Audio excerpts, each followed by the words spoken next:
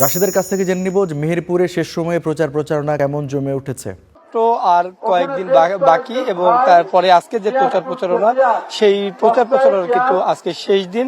এবং আমরা সকাল থেকে দেখেছি যে যেসব প্রার্থী রয়েছে, বিশেষ করে বিএনপি এবং জামায়াতের প্রার্থী যারা রয়েছেন, তারা কিন্তু সকাল থেকেই ভোটারদের দাঁড়িয়ে দাঁড়িয়ে যাচ্ছেন, বিভিন্নভাবে ভোট প্রার্থনা করছেন, প্রতিশ্রুতির ফুলঝুরিও দিচ্ছেন।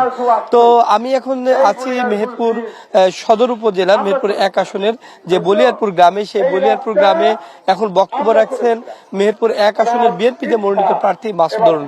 তিনি কিন্তু বারবারই বলছেন যে তিনি কিছুক্ষণ আগে যে 12 তারিখে যে ভোট, সেই ভোটের যে প্রক্রিয়া, সেই প্রক্রিয়াটা শেখালেন কিভাবে ভোটে প্রতীকে সিল মারতে হবে, তারপরে সেই ব্যালটটি কিভাবে ভাঁজ করতে হবে সেটিও কিন্তু তিনি দেখালেন। এবং তিনি বারবার বলছেন যে এই ভোটে নানা ষড়যন্ত্র চলছে, সবাইকে সজাগ থাকার আহ্বান জানিয়েছেন। এবং তিনি আরো বলছেন যে এই ভোটের যদি বিএনপি যদি ক্ষমতায় যায়, তাহলে ফ্যামিলি কার্ড থেকে শুরু করে নানান ধরনের যে সুযোগ সুবিধা সেগুলো প্রদান করা হবে বলে তিনি আশ্বাস দিয়েছেন। পাশাপাশি কৃষিক্ষেত্রের যে মানুষের যে উৎপাদিত পণ্যের যে ন্যায্য মূল্য, সেই মূল্য নিশ্চিত করবেন। বিশেষ করে যে ফসলগুলো দাম পান না, সেগুলো কিভাবে দাম পাওয়া যায় সেই প্রক্রিয়াটাও তিনি তার দল তৈরি করবে এমনটি জানিয়েছেন। এছাড়াও স্বাস্থ্য খাত, শিক্ষা খাত সহ বিভিন্ন খাতে